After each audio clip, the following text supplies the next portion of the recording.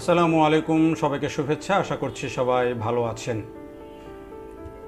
যমুনা সেতু, যেটি আগে রেল সেতু এবং সড়ক সেতু একসাথে ছিল, সেই সড়ক সেতু তো এখন আছে, নতুন করে রেল সেতু তৈরি হয়েছে এবং সেই রেল সেতু পরিপূর্ণভাবে চালু হয়ে গেছে এবং এই রেল সেতু দিয়েই কিন্তু পরিপূর্ণভাবে এখন ট্রেন চলাচল করছে।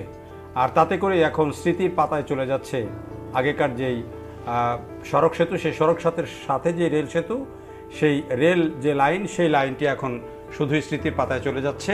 এই যে দেখেন, সেই লাইনগুলো কিন্তু এখন তুলে ফেলা হচ্ছে এবং দিন রাত এখন এই কাজটি করছেন শ্রমিকরা। কারণ এটি যেই রেল লাইন, সেই রেল লাইনটি পরিপূর্ণভাবে এখান থেকে পরিষ্কার করে ফেলা হবে।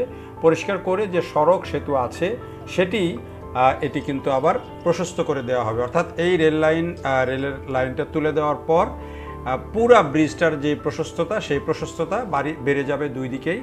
যদিও সেতুটি একদিকেই এটির রেল নির্মাণ করা হয়েছে।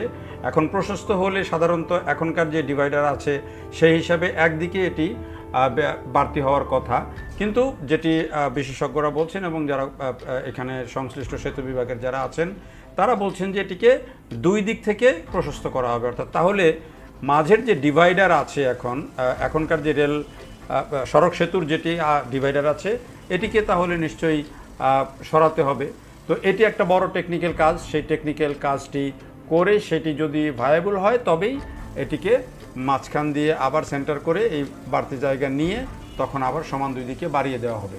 তাতে করে একটি লেন বাড়বে, গাড়ির একটি লেন বাড়বে, যেটি বলা হচ্ছে সড়ক বিভাগের কর্মকর্তারা যেটি বলছেন।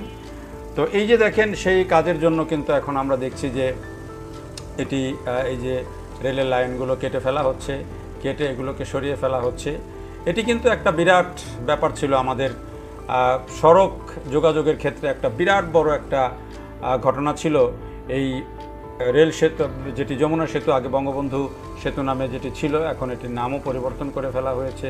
তো বঙ্গবন্ধু সেতুর এই যে এটি 1998 সালে যখন উদ্বোধন হয়, তখন এই একদিক দিয়েই কিন্তু ট্রেন চলাচলের জায়গা রাখা হয়েছিল। আর তখনই কিন্তু উত্তরবঙ্গের সাথে এবং দক্ষিণবঙ্গের সাথে এই ট্রেন যোগাযোগ সরাসরি ঢাকার সাথে যুক্ত হয় এবং সেটি ছিল একটা যুগান্তকারী ঘটনা। পাশাপাশি এই সড়ক যোগাযোগের ক্ষেত্রেও এই সেতু ছিল একটা যুগান্তকারী ঘটনা। তো এই যে সেতুটি, তখনকার যেই কারিগরি বিশেষজ্ঞ যারা, তারা এই সেতুটিকে একদিকে করার কারণে অনেকেই এটি নিয়ে সমালোচনা করেছিলেন এবং এই যে একদিকে সেতু, সেই সেতুর কারণে কিন্তু ব্রিজে মাঝখানে ফাটল দেখা দিয়েছিল সড়ক সেতুতে এবং সেই ফাটলের কারণে পরবর্তীকালে এটিকে কিন্তু মেরামত করতে হয় এবং প্রথম দিকে ট্রেনের গতি বাড়তি রাখা হলেও পরবর্তীকালে কিন্তু এই ট্রেনের গতি কমিয়ে দেওয়া হয় এবং দীর্ঘ বছর ধরে কিন্তু কম গতিতেই এই ট্রেন চলাচল করেছে এই সড়কের সাথে যে রেল লাইন ছিল সড়ক সেতুর সাথে, সেটি দিয়ে। তো এখন পরবর্তীকালে 2021 সালে আবার যখন এই আলাদা রেল সেতু যখন কাজ নেওয়া হলো এবং সেটি যখন কাজ শুরু হয়ে এখন এটা দিয়ে ট্রেন চলাচল শুরু হয়ে গেছে, তখন এই যে নতুন যেই রেল লাইন যে আগেরটার, সেই রেল লাইন তুলে দেওয়া হচ্ছে এবং এটিকে এই যে সড়ক সেতু যেটি, সেটিকে প্রশস্ত করা হবে।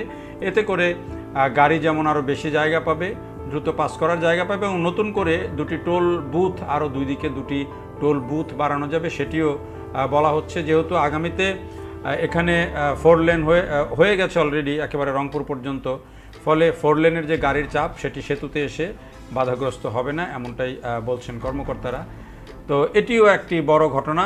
রেল লাইন সেটি কিন্তু এখন ট্রেন যমুনা সেতু দিয়ে যে আগে আমরা ট্রেনে চড়তাম, সেটি এখন একেবারে ইতিহাস হয়ে গেল।